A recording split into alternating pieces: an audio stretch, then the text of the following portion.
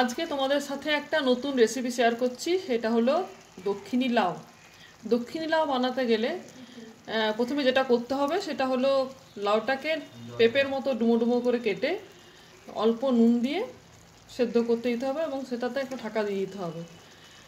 কোনো তেল থাকবে না, শুধু লাউ আর অল্প নুন। লাউটা খানিকক্ষণ সেদ্ধ করার পর তোমাদের কাছে আমি দেখাচ্ছি জিনিসটা। এরকম ধরনের সেদ্ধ হয়ে গেছে, ম্যাক্সিমাম 70% সেদ্ধ হয়েই গেছে। এরপর যেটা আমি করেছি সেটা হলো এই পেস্টটা আমি তৈরি করেছি। এটা আমি সর্ষের তেলের মধ্যে দিয়েছি সাদা সর্ষে বা রাই সর্ষে, তার সাথে আছে মেথি, আর তার সাথে আছে একটা কাঁচা লঙ্কা। এই তিনটেকে তেলে ভালো করে ভেজে বেশ সুন্দর গন্ধ উঠবে তখন তেলটা বন্ধ করে এগুলো তেল থেকে ছেঁকে তুলে নিয়ে তারপর শিলে বেটে নাও কিংবা মিক্সার গ্রাইন্ডারে বেটে নিয়ে রেখে দিতে হবে। লাউটা এবার আধসেদ্ধ হয়ে গেছে। এরপর আমি এই তিনটে জিনিসকে একসাথে যেটা মিশিয়ে পেস্ট তৈরি করেছি সেই পেস্টটাকে এবার লাউয়ের মধ্যে দিয়ে দেবো।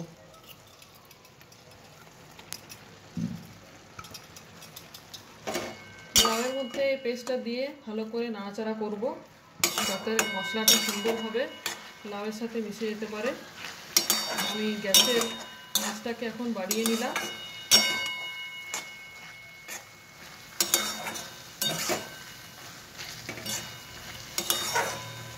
সুন্দর করে মাখামাখা হবে। খুব সুন্দর করে লাউয়ের সাথে মশলাটা মাখিয়ে নেওয়ার পর আমি এবার ওভেনটাকে বন্ধ করে দিলাম। এরপর আমি এর সাথে মেশাবো হাফ কাপ মতো দই,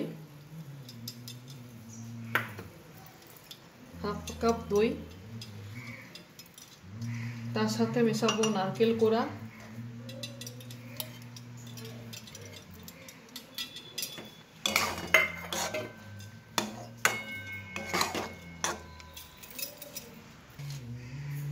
প্রথমে একটু নুন দিয়ে সেদ্ধ করেছি, এরপর আরও একটু নুন দিয়ে দিলাম অল্প পরিমাণে।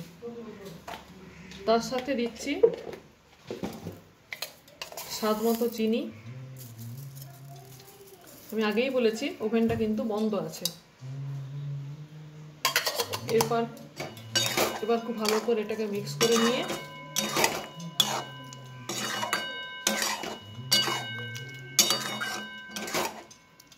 একবার দেখে নিতে হবে লাউগুলো সেদ্ধ হয়েছে কিনা। প্রায় সেদ্ধ হয়েই গেছে। এবার আলাদা একটা কড়াইয়ে আমি নিয়ে নেব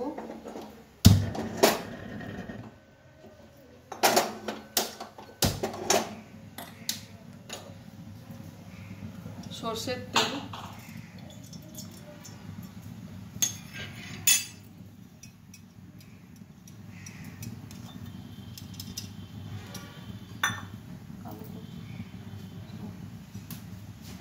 তেলের মধ্যে দিয়েছি শুকনো লঙ্কা, আর তার মধ্যে দেবো কালো সর্ষে, আর দেবো কারি পাতা দিয়ে একটা তড়কা বানাবো।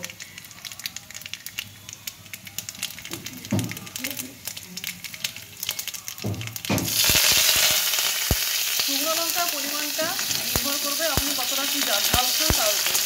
এখানে আমি একটা শুকনো লঙ্কায় দিয়েছি, আর লাউটা খুব বেশি বড় নয় কারণ আগে কাঁচা লঙ্কার পেস্ট দেওয়া আছে। যে যেমন পরিমাণে ঝাল খাবেন সেরকম পরিমাণে লঙ্কাটা ইউজ করবেন। এরপরে এই তরকাটাকে আমি লাউয়ের মধ্যে ঢেলে দিচ্ছি।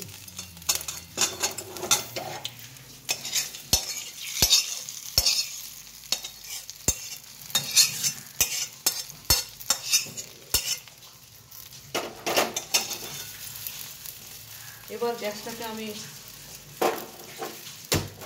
জ্বালালাম, জ্বালিয়ে পুরো মশলাটা ভালো করে মাখিয়ে দিয়ে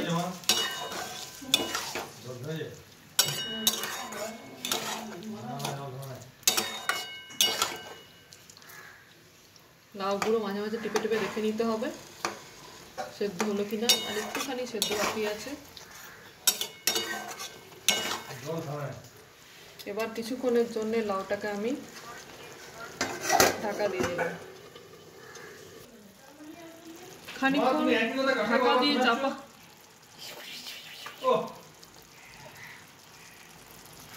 খানিকক্ষণ চাপা দিয়ে রাখার পর যখন দেখবো লাউগুলো সেদ্ধ হয়ে গেছে, তখন আমি এর মধ্যে একটু পরিমাণে ঘি দিয়ে দেবো। ঘি দিয়ে আবার আমি মিনিট 5 মতো কম আঁচে ঢাকা দিয়ে রেখে দেবো। তারপর গ্যাসটা বন্ধ করে দেবো। তারপরে এটা পরিবেশনের উপযোগী হয়ে যাবে। ভালো, এভাবে আরও 5 মিনিট ঢাকা দিয়ে তরকারিটাকে কম আঁচে রাখবো। তারপর এই তরকারিটা খাবারের উপযুক্ত হয়ে উঠবে, পরিবেশনের উপযুক্ত হয়ে উঠবে। এই ভিডিওটি ধৈর্য সহকারে দেখার জন্য আপনাদেরকে অসংখ্য ধন্যবাদ।